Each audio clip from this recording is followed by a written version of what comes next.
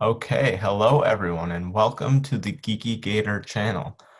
Today we are going to have a very special review for a newly released movie, Judas and the Black Messiah, and I am reviewing this movie today with my co-host Ben Campbell.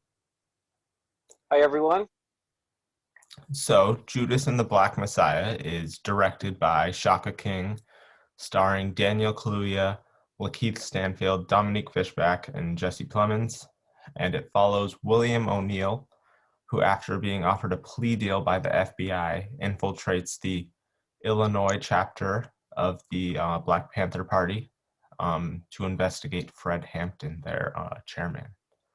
So, really, just initial thoughts of the overall film, Ben. What did you think about it?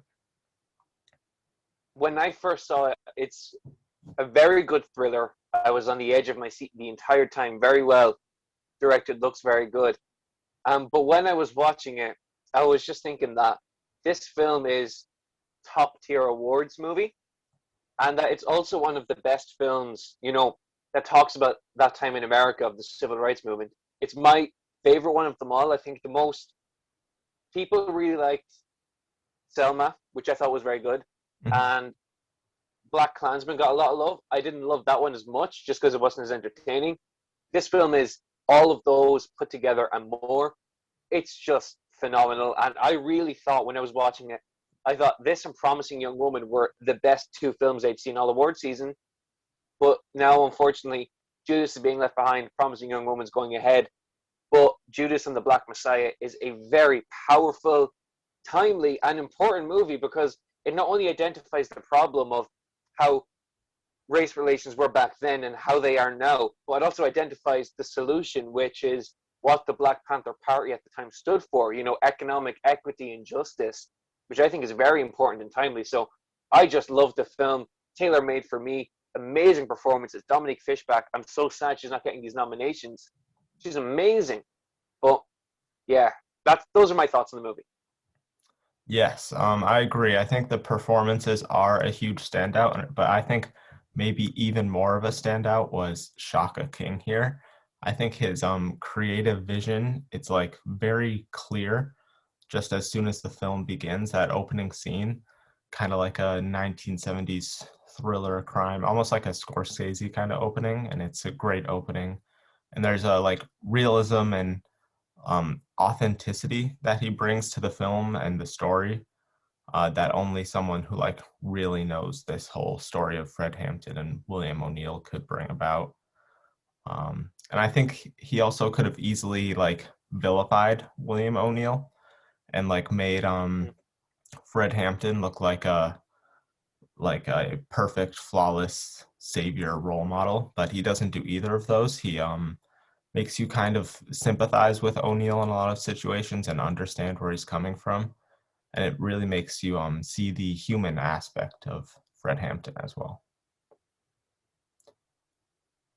I agree. He was amazing. He he was able to guide the script very well. It was very good visually, the movie. I was really like there was always something really cool to look at. And the cinematography is something that we'll probably I think get to in a few minutes, but Mhm. Shaka King himself absolutely should have been in the best director category. I wish he was Oh, taking Regina King's place. Um, that would be really great for me to see because Regina King did nothing interesting. She just mhm. made the movie. Shaka King made a dynamic movie. Yeah, yeah, and he wrote the screenplay, I believe, with someone else, and I forget who. But the screenplay here is very good as well. I think it's paced very well, so that goes to the editing of it as well. And there's a lot of great lines in it that I still haven't forgotten. Like what is it? The like war is politics with violence, and politics is war without violence. And then I also like Mm, the line of them saying a badge is scarier than a gun. Both of those, I think, strong lines. So he was great with the screenplay too. yeah, just top tier. It's very, very sad that it's slipping away because all of these things deserve to be recognized. Hmm. So we were touching on it a little bit earlier. But this film is stacked with great performances. I think multiple career best performances for the actors and actresses in here. So what did you think of the performances? Who was the standout, or just who was your favorite performance or performances in the movie? I liked pretty much everyone was perfect. You Mhm. know, everyone did a really good job with all of their roles. I liked Dominique Thorne, Dominique Fishback, Daniel Kaluuya, obviously, who is probably going to win, which is I very hope good. so. But it's going to be the film's like one of the only big nominations going to get. And of course, the man at the middle of it all, Lakeith Stanfield, was great. He did a great job carrying it. You were like he was under a lot of pressure as a character, and like you could tell he was under a lot of stress trying to not be killed. Hmm. You know, I and he did a great job with that. Hmm. Yeah, he really.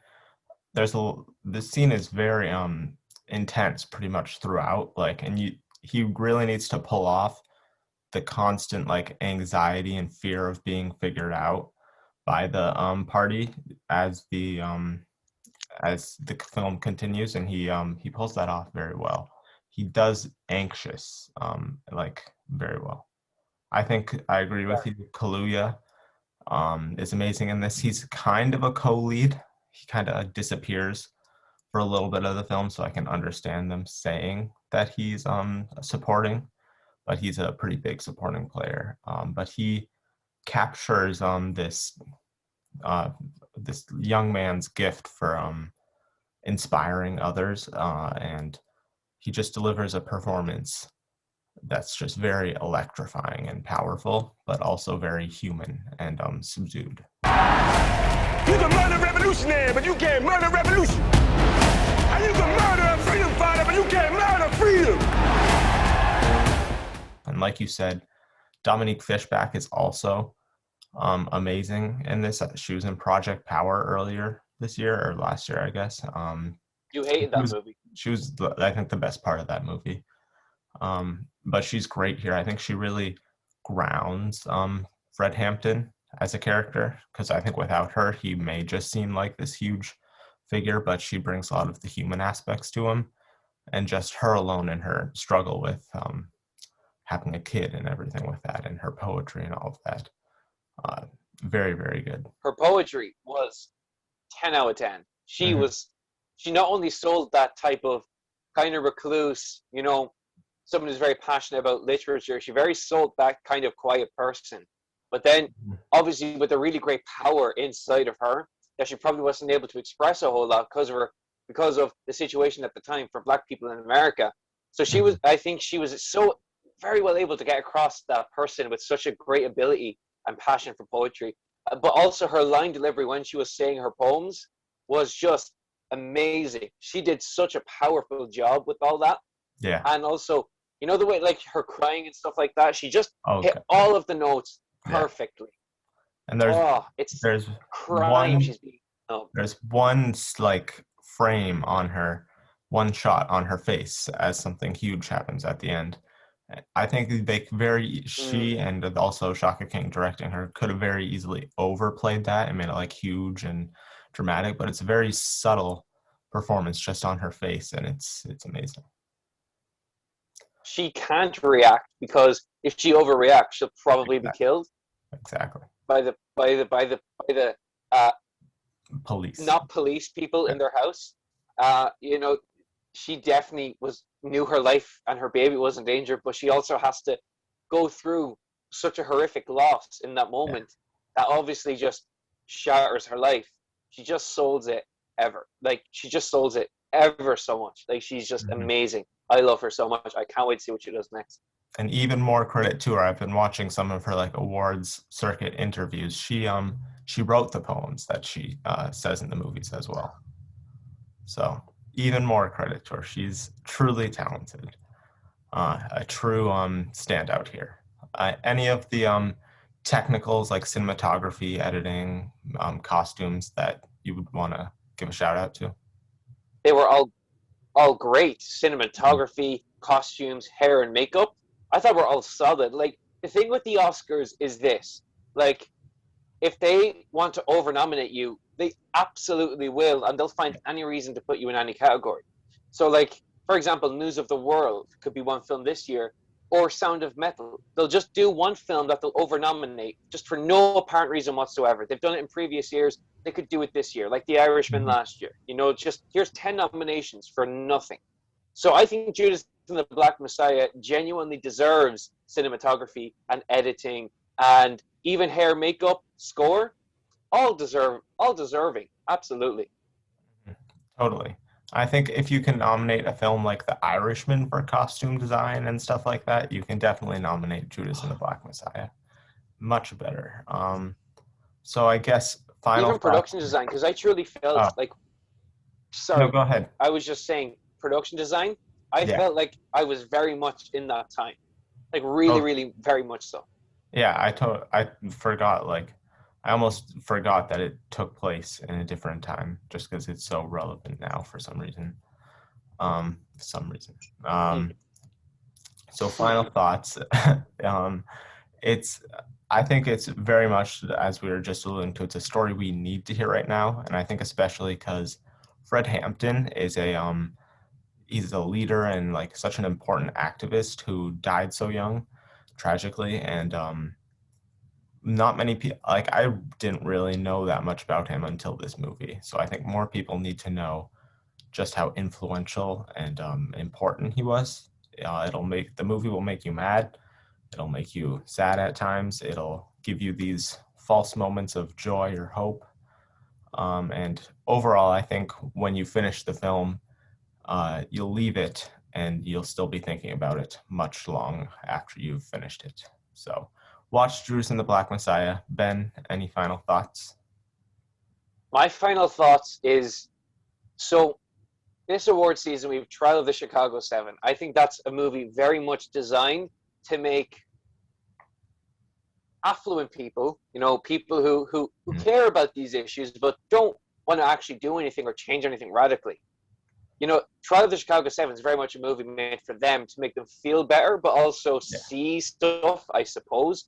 Judas and the Black Messiah is a film that pulls no punches, has teeth, really is not afraid to address these issues and point fingers. And I loved every single second of it. It's daring, it's bold. And I think for all of those reasons, it's a lot like the people the movie's about. It's a lot like, you know, it's a very bold, outspoken movie. And in a year when we're supposed to, you know, look for that, it's being pushed down in all of these places. And I really hate that. So I think it got an A cinema score. People who are seeing it are loving it. Mm-hmm. So I want everyone to go see the movie. Hopefully, if we can, like, if it makes a lot of money, it can be like a quote-unquote crowd pleaser. The Oscars could go crazy for it. Fingers crossed. That would be great. Please watch Judas and the Black Messiah either in theaters or on HBO Max. It deserves it. Totally. So do that, everyone. I hope you enjoyed this review, and please like and subscribe for more reviews and award season coverage. Thank you.